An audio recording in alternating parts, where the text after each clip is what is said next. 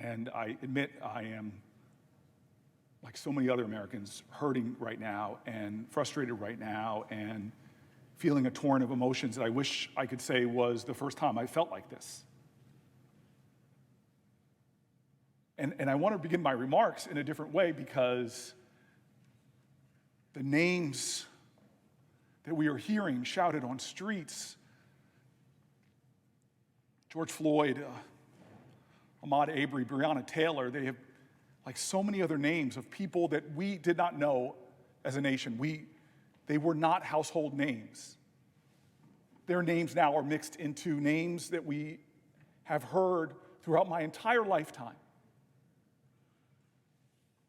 But the names and the way we say them mixed with horror and sadness and tragedy, it does not speak to their beauty, their humanity, their fullness, the texturedness of their lives. And I just want to say that Ahmaud Arbery was a man. He was 25 years old when he was murdered. He went out jogging before he was hunted by two white men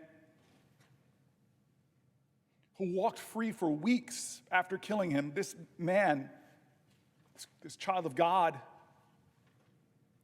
his loved ones talked to his humanity. They said he was a loving son, a brother, an uncle, a nephew, a cousin, and a friend. He was humble. He was kind. He was well-mannered. He always made sure that he never departed his loved ones without saying the words, without saying, "I love you." Breonna Taylor, before we knew her name, extraordinary American, extraordinary servant. She was a first responder.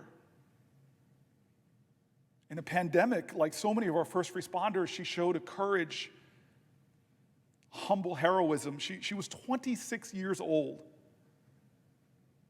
when she was shot and killed by police, asleep in her home. An emergency medical technician in Louisville. Her loved ones, too, shared the truth of her spirit. They said Breonna Taylor was full of life. She loved social gatherings with her friends and especially her family. She loved life and all it had to offer. She continued to find ways to better herself and all of the people around her. And George Floyd, he was a man that was raised in Texas. He was a Houston man. To his friends and loved ones, he was known as Floyd. In high school, I know this, he was an athlete, playing both basketball and football. He played the position I played. He was a tight end. He went on to play basketball at South Florida State College, pathway I know to college ball. His girlfriend called him an angel that was sent to us on earth. His family remembered him as being family-oriented, loving, and godly. Floyd was a loving father. He was a devoted brother. He was a partner, and he was friend, and he is dead at 46 years old. On May 25th, 2020, when he was restrained, pinned by his neck, and killed by law enforcement officers. The killings of George Floyd, of Breonna Taylor, of Ahmaud Arbery are singular in their pain, are singular in their particular details, in the anguish and the horror. But this is a terror that is familiar. It is a fear that is baked now, cemented into our culture. For so many Americans, especially Black Americans, this has not just been a tough week, a tough few weeks. It's not just been emotional time because of what we're seeing, the protests all around the country. This has been a tough life. This is the story of day after day after day that punctuates our consciousness only when someone captures on videotape what is a regular part of the fabric of our country. We have a long and wretched and disturbing history in this country of black people being murdered by law enforcement. Our systems of accountability, our systems of transparency, our ability to end this has proved impotent and feeble. These killings for so many black Americans today are searing reminders that black people in this country, as I've heard from dozens of people in my life, as we hear from people on our media, that this could have been me. That this even would have been me in the same circumstances. To hear people at all stations of life, African Americans, saying, I'm alive, but questioning for how long, slipping into the savage reality of despair for your life and your safety. To be black in America is to know that a misunderstanding, that an implicit racial bias, that a interaction that should be everyday and routine can become a moment where your life is turned upside down, where your body becomes broken, or when you are killed. It is a common experience, but this has been a stretch where, from bird watching in a park to jogging in your neighborhood, to going to a corner store, the jarring reminder, reinforced by personal experiences, that it could be you. I was born to two civil rights activist parents, and I was a big kid. I was over 6 feet by the time I was in 7th or 8th grade, and it was a time in my life that is a coming of age for so many people and cultures across our nation, but something began happening to me in that period. It was marked by the fear of my elders. Family members who, with jarring personal stories for a preteen or a teen, would tell me what it meant to be black, to be male in America. They were instilling fear in me as a survival mechanism. They were trying to make me aware of my surroundings. I have difficult memories of trips to the malls with elder black men in my family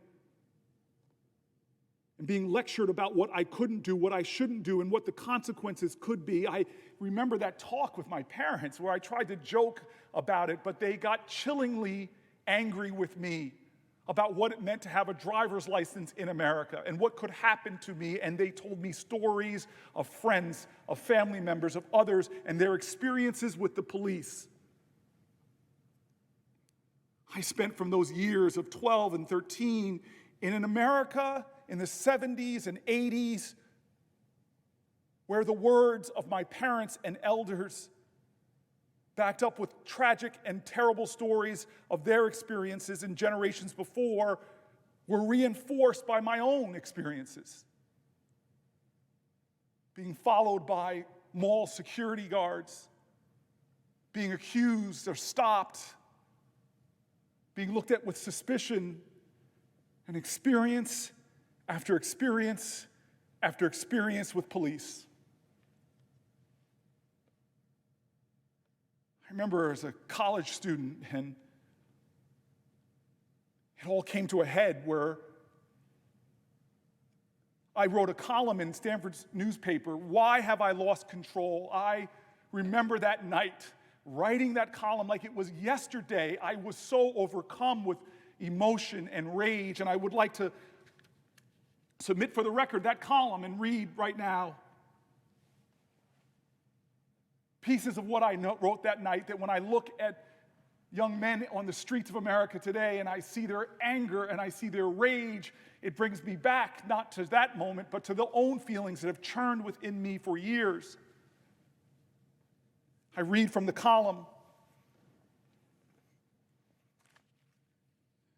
Why have I lost control? How can I write when I've lost control of my emotions? Not guilty, not guilty, not guilty, not shocked. Why not?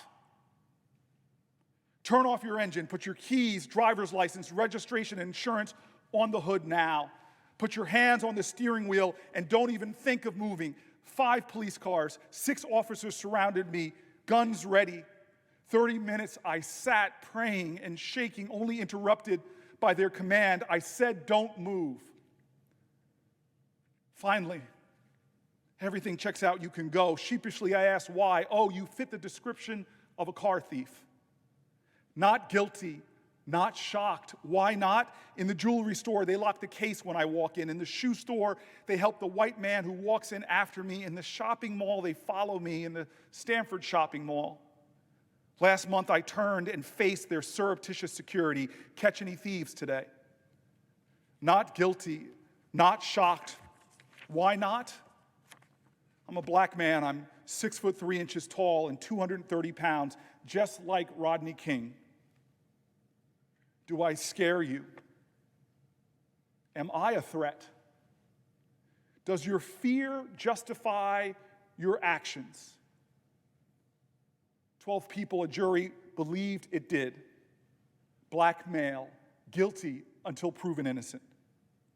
Reactions to my kind are justified. Scrutiny is justified. Surveillance is justified. Search is justified. 56 blows justified. Justice, dear God. I graduated from Stanford last June. I was elated. I was one of 4 presidents of my class. I was proud. In the fall, I received a Rhodes Scholarship. I approached arrogance. But late one night, as I walked the streets of Palo Alto, as a police car slowed down while passing me, as his intense steely glare met me, I realized that to him and to so many others, I am and may always be, and I substitute now, I am and may always be the N-word, guilty until proven innocent. I'm struggling to be articulate, loquacious, positive, constructive, but for the first time in so long, I have lost control of my emotions. Rage, frustration, bitterness, animosity, exasperation, sadness, emotions once suppressed, emotions once channeled, now are let loose. Why? Not guilty, not shocked. Poverty, alienation, estrangement, especially continuously aggravated by racism, overt and institutional. Can you leave your neighborhood without being stopped? Can you get a loan from your bank? Can you be trusted at your store? Can you get an ambulance dispatched to your neighborhood? Can you get the police to come to your house? Can you get an education at your school? Can you get a job? Can you stay alive past 25? Can you get respect? Can you be heard? No. Not until someone catches on video one small glimpse of your everyday reality, and even then, can you get justice? Why have I lost control of my emotions? Why do my hands shake as I write? Tonight, I have no answers. Dear God, help us to help ourselves before we become our own undoing.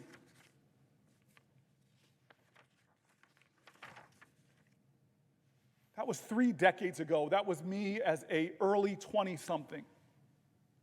Writing about another one of those names that's become household. We remember it decades later. And I wish I could stand here and tell you that much has changed for the experience of that young black man.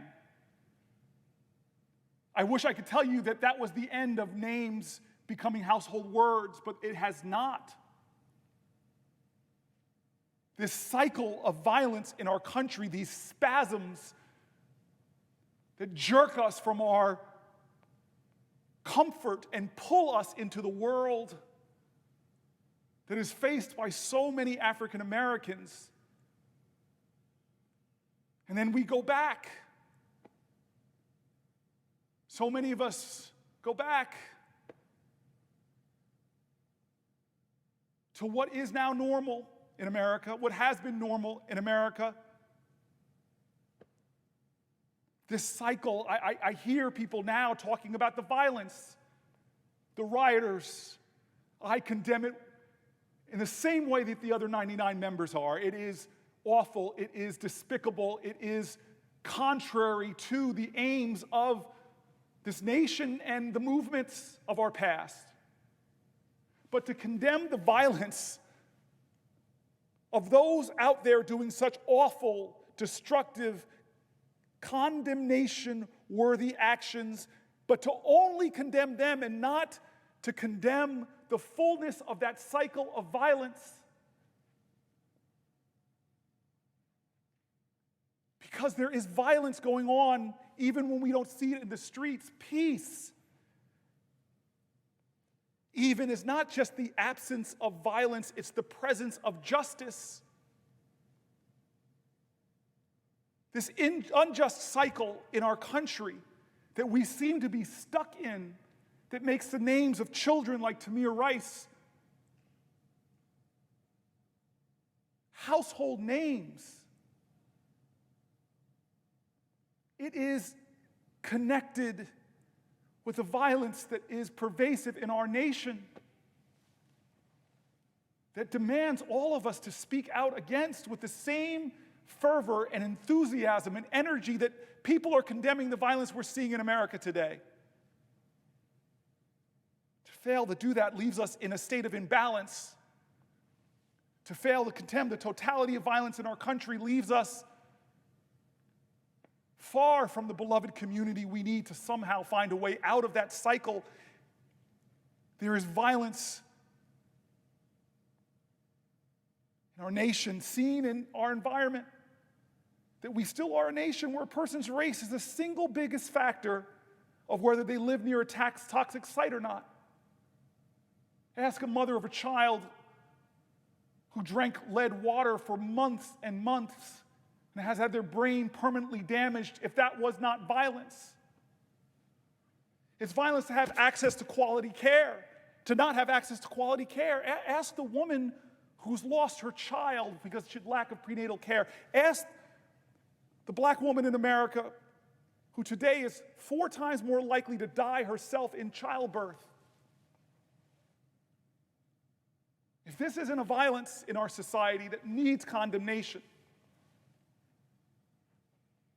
it's violence we see from our healthcare system to our criminal justice system to environmental injustice to the denial, as one author says, of the equality in the savage inequalities within our education systems. It's why so many black Americans scream out, "Do you see me? I do not have your equal justice under law. Do you see me? I do not have justice for all. Do you see me? I matter. I matter.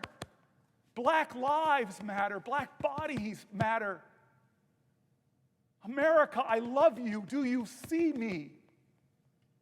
Do you know my experiences? Do you see the failings of our ideals?" The murder of a black man by multiple cops who knew they were being filmed in broad daylight is not the extent of the problem of racism in America. It is a final and deadly manifestation of that racism, of a nation where everything about us is interwoven, it is interconnected, we are in relationship with each other.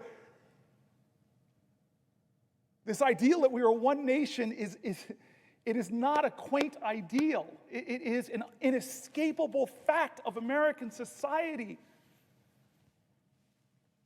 The pain and the hurt of our brothers or sisters is our pain. I can show you that economically. I can show you that by every ideology that's expressed here on the floor of the Senate. This cycle of violence has to stop. The cycle of wretchedness and hurt. Our ancestors scream out at us now. Millions of Americans scream out right now. And I know we have an obligation in this body to do something. I've heard words from people on both sides of the aisle speaking towards the injustice of racism that exists in our country. I've heard words. But for generations, what they sought from this body, greater men and women than any of us, what they sought on the streets, what they sought in front of the White House, from Alice Paul, the first person to protest out there, was legislative changes. That's what they sought.